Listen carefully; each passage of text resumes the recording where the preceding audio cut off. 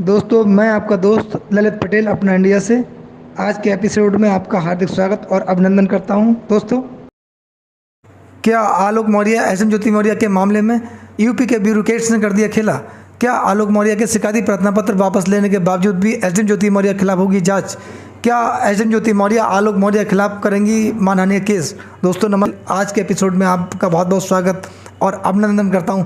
दोस्तों, आज हम एसएम ज्योति मौर्य और आलोक मौर्य के मामले में जो अब तक जो प्रकरण हुआ है उसमें पूरी वार्ता आपसे करेंगे और चर्चा के माध्यम से कुछ ना कुछ हासिल करने का प्रयास करेंगे। दोस्तों, एसएम ज्योति मौर्य के पति आलोक मौर्य ने जो 28 अगस्त को अपनी पत्नी के खिलाफ जो शिकायत की थी, भ्रष्टाचार के आरोप लगाए थे, अवैध धन वसूली के आरोप लगाए थे और तमाम ऐसे आरोप लगाए थे जिनकी शिकायत उन्होंने शासन से की थी, जिसमें नियुक्ति विभाग ने जांच बैठा ली थी। सबको सर्व किया था, सबको जानकारी है, क्योंकि मामला जो था वह देश की जनता के बीच जन जन तक पहुंच चुका था।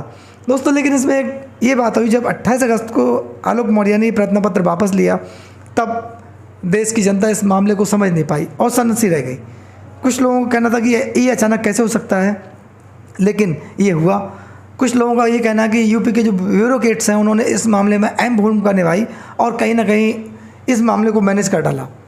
और इसमें कुछ आईपीएस अधिकारी भी थे, पूर्व आईपीएस अधिकारी जिनका भी नाम सामने आया था। लेकिन इसमें एसएम ज्योति मौर्य को काफ़ी फौरी तौर पर रिलीफ मिली और लोगों ने यह भी कहा कि इसमें समझौता हो गया है। लेकिन इस समझौते में आलोक मौर्य तो मीडिया के सामने आए, लेकिन एसएम ज्योति मौर्य मीडिया के सामने नहीं आई। आलोक मौर्य ने पहल की, अपना शिकायती प्रार्थना पत्र वापस लिया, लेकिन एसएम ज्योति मौर्य की तरफ से कोई भी इस प्रकार का नहीं आया कि उन्होंने जो दहेज उत्पीड़न का उनके खिलाफ मुकदमा लगाया था और आईटी एक्ट के तहत जो मुकदमा लिखवाया था उसमें उन्होंने कोई मुकदमा वापस लेने की या फिर अग्रिम कार्रवाई कोई ना करने की बात कही हो। ऐसा कोई उनकी तरफ से ना स्टेटमेंट आया, ना कोई आधिकारिक जानकारी मिली है।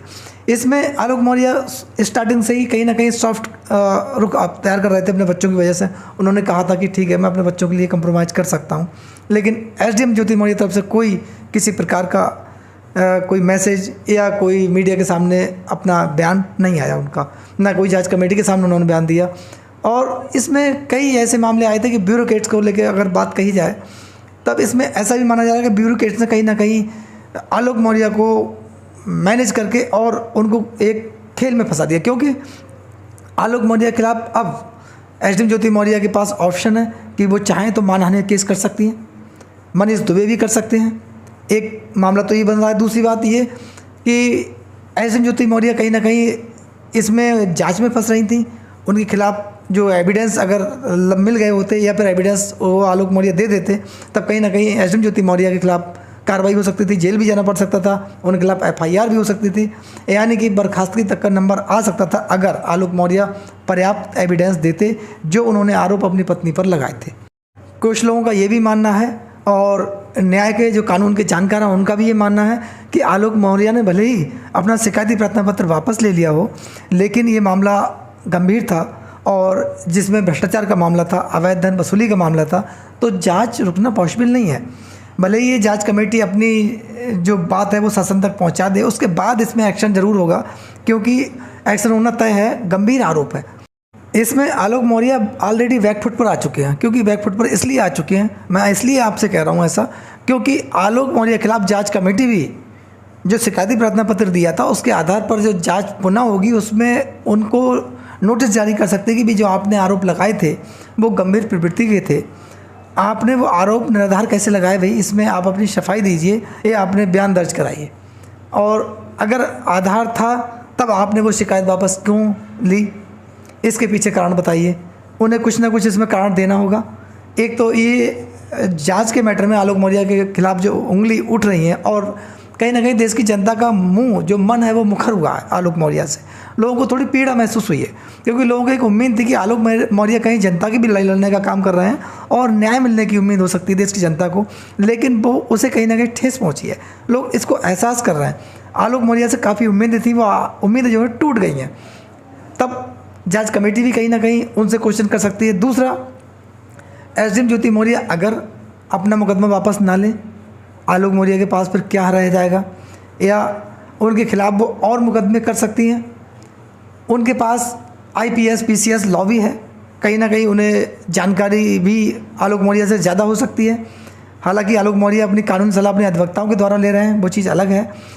ऐसा भी लोगों का कहना है कि यूपी में ब्यूरोक्रेट्स वो हावी है, कई बार इस प्रकार की खबर भी आ चुकी हैं कि यूपी में ब्यूरोक्रेट्स का जो है मामला काफ़ी हावी है, वहाँ पर प्रभावी रूप से ब्यूरोक्रेट्स काम करता है। और कहीं ना कहीं लोगों का इसमें ऐसा मानना है कि आलोक मौर्य के मामले में और एसएम ज्योति मौर्य के मामले में ब्यूरोक्रेट्स ने कहीं दबाव या कहीं और किसी प्रकार की कोई कहानी नहीं बनी हो, ऐसा माना। क्योंकि जब आलोक मौर्य मीडिया के सामने आए थे, उनके हाव भाव और जो साक्षात्कार मीडिया के समक्ष दे रहे थे, बयान दे रहे थे, अपनी बात रख रहे थे, उसमें हाव भाव उनके कहीं गायब थे। उनके अंदर जो कॉन्फिडेंस लेवल था वो काफ़ी डाउन था। उसके पीछे दो कारण हो सकते हैं, या तो कहीं उन पर दबाव था, या फिर ऐसा भी माना जा रहा है कि आलोक मौर्य ने जो कंप्रोमाइज़ किया है वो किस बेस पे किया, लोगों अफवाह भी है एक, वो सत्यता है क्या है इसको हम लोग डिफाइन नहीं कर सकते। लेकिन लोगों का कहना है कि कहीं ना कहीं एसएम ज्योति मौर्य आलोक मौर्य के बीच डील हुई है, या कुछ का कहना है कि आलोक मौर्य ने अब अपने पैर की पीछे खींचने में ही भलाई समझी। ये कई ऐसे मैटर सामने आए हैं। अब ये माना जा रहा है कि अब पूरी बाजी ज्योति मौर्य के हाथ में है। ज्योति मौर्य चाहें तो आलोक मौर्य को फंसा सकती हैं। और कानून के जानकार भी ये कह रहे हैं कि आलोक मौर्य ने प्रार्थना पत्र, शिकायती प्रार्थना पत्र को वापस लेकर कहीं ना कहीं बहुत बड़ी गलती की है। इसमें आलोक मौर्य के हाथ से पूरी बाजी निकल चुकी है। अब वो दोषी भी साबित हो सकते हैं। अब ये मामला ट्राई एंगल में फंस गया है। एक तरफ शासन प्रशासन जिसको जांच करनी है क्योंकि आरोप भ्रष्टाचार के लगे हैं, एक तरफ एसएम ज्योति मौर्य और एक तरफ मनीष दुबे। क्योंकि मनीष दुबे, कुछ जानकारों को कहना है मनीष दुबे भी इस मौके की तलाश में है कि भाई मेरी कहीं ना कहीं मानहानि हुई है और आलोक मौर्य ने मुझे नुकसान पहुंचाने का काम किया है, ऐसा उनका मानना है। लेकिन जो सच्चाई आलोक मौर्य ने रखी थी, अगर वो सच्चाई सत्य है तब आलोक मौर्य पीछे क्यों हटे? तब कहीं ना कहीं मनीष दुबे भी कोई कानूनी एंगल ले सकते हैं। देखने के लिए चैनल को लाइक एंड सब्सक्राइब करें। धन्यवाद।